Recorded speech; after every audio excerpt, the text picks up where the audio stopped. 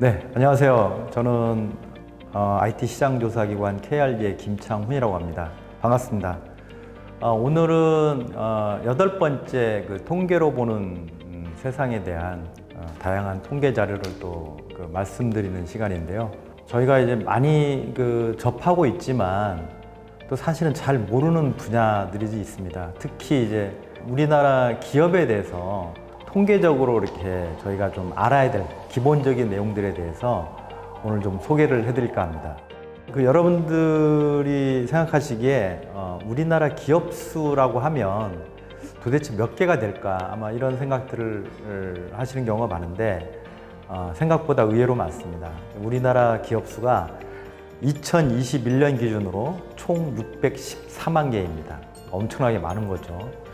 614만 개 기업 중에서 99.9%는 중소기업에 속합니다. 여기서 이게 중소기업이라 하면 종업원 수 300인 미만, 물론 이제 중소기업에는 이제 중견기업과 소기업이 이렇게 같이 포함되어 있는데요.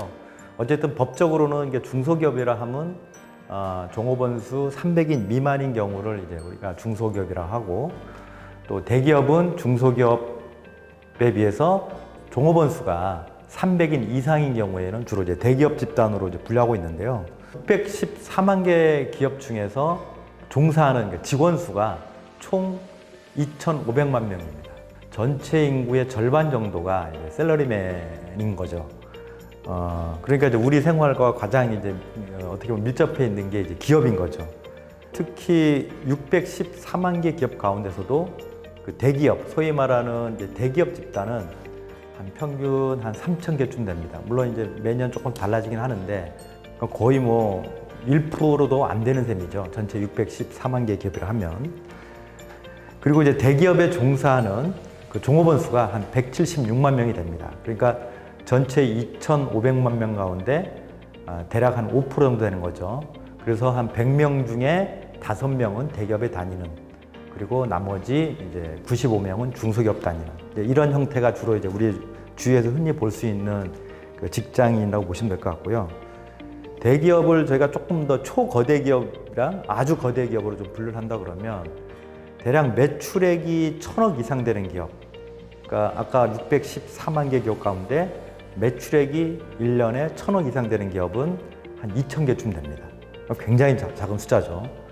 그리고 그 중에서도 이제 매출이 1조 이상 되는 기업이 한 258개, 그리고 매출이 10조 이상 되는 기업은 38개 정도 됩니다. 뭐 생각보다 조금 작을 수 있는데요. 매출 1,000억 정도 된다라고 하면은 그래도 비교적 탄탄한 기업이다, 이렇게 저희가 이제 칭할 수 있고요. 그 614만 개 기업을 업종으로 쭉 이렇게 나열을 해보면 도소매업, 그러니까 유통, 뭐 이런 B2B, 뭐 부가통신 이런 쪽의 종사기업이 한 25%, 그 다음에 숙박 및 음식업이 14%, 운수업이 10%, 제조업이 한 9.5% 수준입니다. 근데 요거를 이제 종사자별로 살펴보면 가장 많은 종사자가 재직하는 업종이 제조업입니다. 그러니까 2,500만 명 중에 한 17%, 한 400만 명가량이 이제 제조업에 종사하는 셈이죠. 우리나라 전체 산업에서 차지하는 제조업의 비중이 전 세계적으로 봤을 때도 독일보다 더 높습니다. 한 대략 우리나라가 한 30% 정도 비중 차지하는데, 그만큼 이제 제조업이 차지하는 위상이 굉장히 크기 때문에 디지털 투자나 R&D 쪽에도 굉장히 많은 영향을 미치고 있고, 이제 그런 측면에서 이제 제조업의 디지털화가 굉장히 중요한, 다른 나라에 비해서 한국이 굉장히 중요하다고 볼 수 있고요. 지역별로는 이제 서울, 경기, 인천, 소위 말하는 이제 수도권에 자리 잡은 기업이 한 49%가 됩니다. 한 절반 정도가 되는 거죠.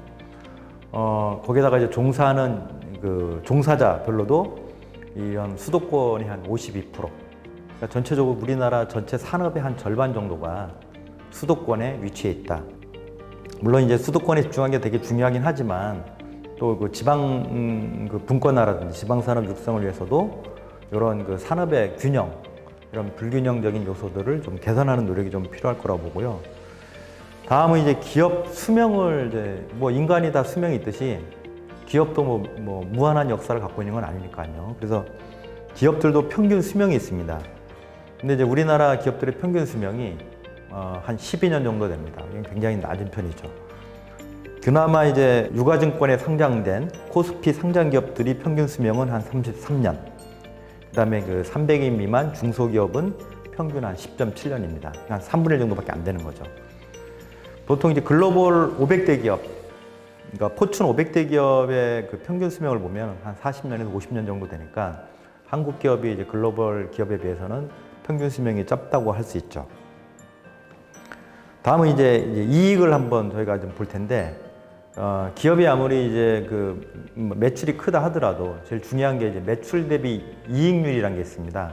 그러니까 1,000원의 매출을 거뒀으면 얼마 이익을 거둬들이느냐. 요거를 이제 평균치를 보면 우리나라 기업들 가운데 외부 감사 법인만 대상으로 조사를 했더니 평균 한 4.5%. 그러니까 1,000원 매출 가운데 영업이익이 한 45원 정도 된다는 얘기죠. 그나마 대기업은 한 5 내지 7% 수준인데 비해서 중소기업은 한 3%, 3에서 3.5%. 그러니까 중소기업에 비해서 대기업의 이익 규모가 좀 크다고 할 수 있고요.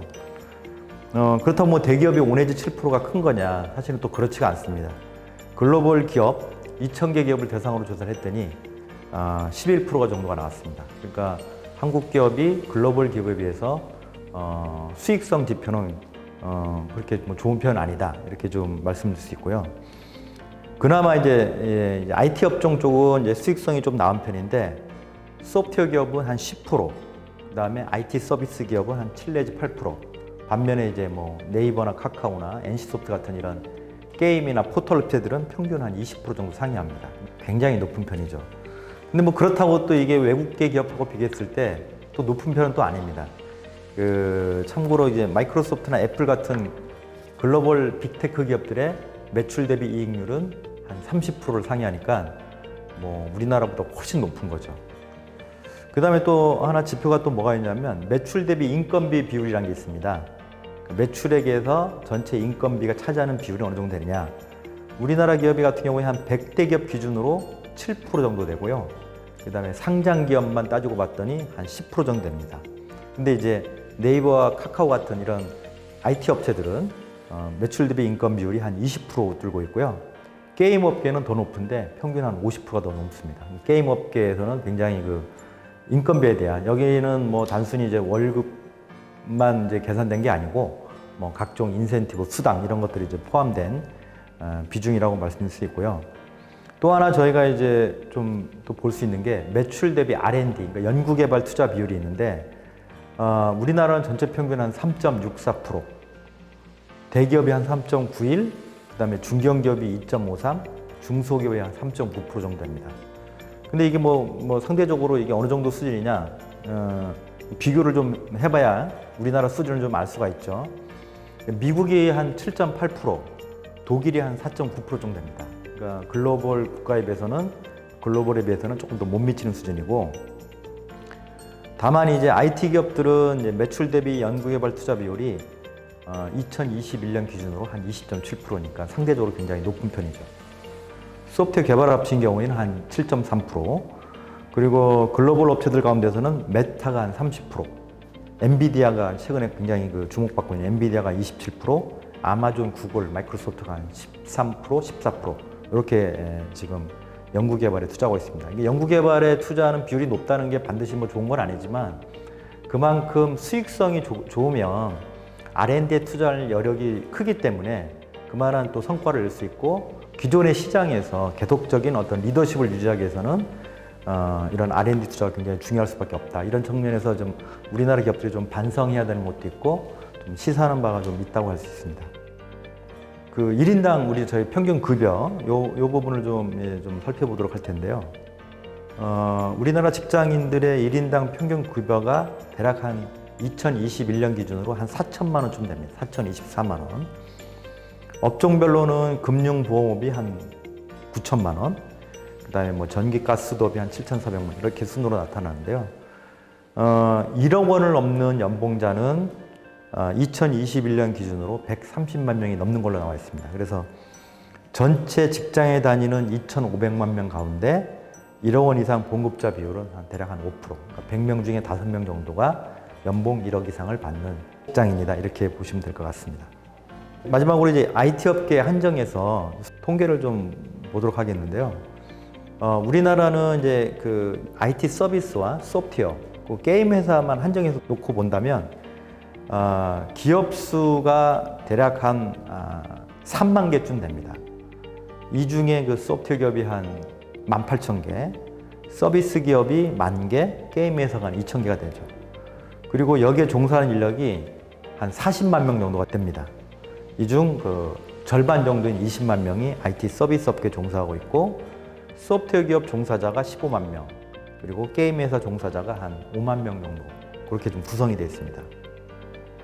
앞서 이제 우리나라 기업들의 평균 수명이 한 12년 정도 된다라고 제가 말씀드렸는데, IT 기업은 워낙 경쟁이 치열하고 기술 개발이 굉장히 빠르기 때문에 평균 수명은 훨씬 더 짧은 편입니다. 그래서 저희가 이제 KRG가 2001년도에 그 IT 기업 매출 100대 기업의 그 20년 후에 생존율을 찾아봤더니 한 48개 기업, 그러니까 한 48% 정도만 이제 생존해 있었고, 나머지 52개 기업은 문을 닫았거나 혹은 다른 회사에 인수된 그런 케이스였습니다.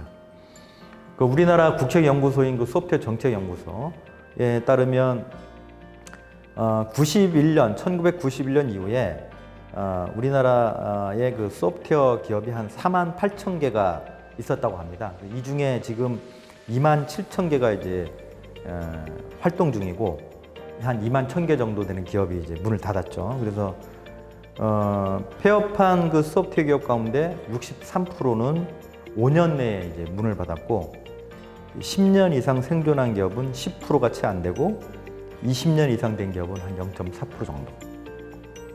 그리고 30년 이상 된 기업은 0.02%니까 굉장히 이제 IT 기업에서 그 생존하기가 되게 쉽지 않은, 그만큼 이제 경쟁도 되게 치열하고, 또 새로운 기술을 개발하고 끊임없이 시장에서 새로운 서비스를 또 선보여야 되기 때문에 시장에서의 어떤 그 마켓 리더십을 유지하기 위한 어떤 노력들이 필요한 그런 분야가 또 IT 기업이라고 할 수 있습니다. 네, 이상으로 이제 우리나라 기업들에 관련된 다양한 통계들을 좀 살펴봤습니다. 이번에는 주제는 좀 아까 앞서 좀 설명드린 거는 조금 이제 딱딱한 주제였다면, 이번에는 조금 이제 재미있는 주제로 그 세계 최고의 프로 축구 리그가 어디인가, 여기에 대한 이제 통계 자료를 좀 말씀을 드리려고 합니다. 우리가 이제 우리나라 K리그도 물론 이제 팬들이 많지만, 많은 분들께서 축구를 좋아하시는 분들이 뭐 EPL이라든지 뭐 스페인 리그라든지 이런 것들 많이 보시잖아요. 근데 이것도 이제 시장 가치로 놓고 보면 굉장히 차이가 있습니다.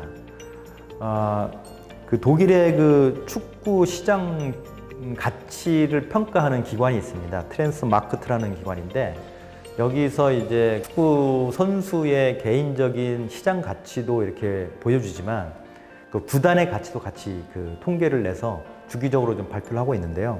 세계 최고의 탑 10 리그를 이제 발표를 했는데, 이 탑 10 리그의 전체 그 시장 가치를 따져봤더니 원화 기준으로 약 53조 원, 유로 기준으로 보면 한 362억 유로 이렇게 됩니다. 근데 그 탑 10 리그를 하더라도 굉장히 이제 리그별로 차이가 있는데, 여러분들이 생각하시기에는 아마 뭐 어느 정도 예상을 하셨겠지만, 세계 최고의 그 시장 가치가 높은 리그는 바로 우리나라 그 손흥민 선수랑 황희찬 선수가 뛰고 있는 영국의 프로축구 1부 리그인 그 EPL입니다. 시장 가치가 무려 16조 원. 그러니까 뭐 전체 53조 원 가운데 뭐 40% 정도 차지하는 셈이죠.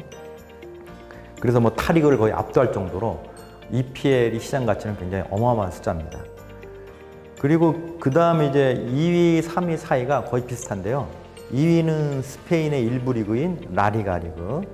시장 가치가 대략 7조 원 정도 됩니다. 3위는 이탈리아 프로축구 1부 리그인 세리아 리그인데, 여기도 시장 가치가 47억 7천만 유로니까 한 7조 원가량 되는 거죠. 그리고 이제 빅4의 마지막인 독일의 분데스리가, 여기 시장 가치는 44억 7천만 유로, 한 6조 원 정도 되는 셈이죠. 축구 팬들이 가장 열성적으로 보는 이제 빅4였고요.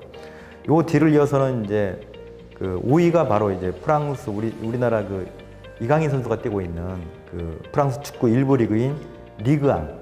여기에 시장 가치는 대략 한 37억 2천만 유로. 그래서 한 5조 5천억 정도 됩니다. 그리고 6위는 이제 잉글랜드 프로축구 2부 리그인 그 챔피언스 리그, 그다음에 브라질 1부 리그, 뭐 포르투갈 1부 리그, 네덜란드 1부 리그, 미국 이런 순으로 조사가 됐는데요.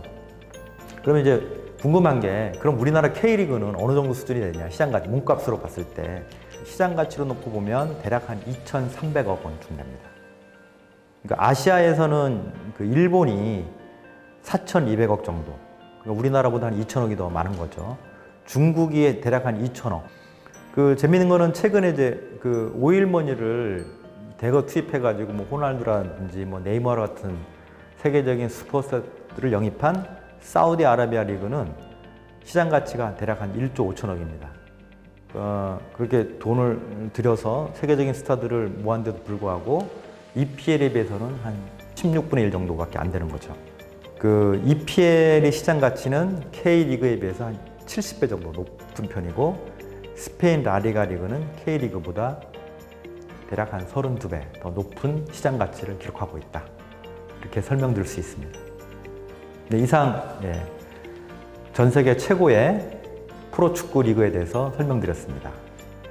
오늘 이제 8번째 통계로 보는 세상, 좀 더 그 통계에 대해서 좀 궁금한 게 있으면 여기 댓글에다가 날려주시면 다음번에 이제 참조해서 관련된 통계 자료들을 좀 갖고 와서 소개해 드리도록 하겠습니다.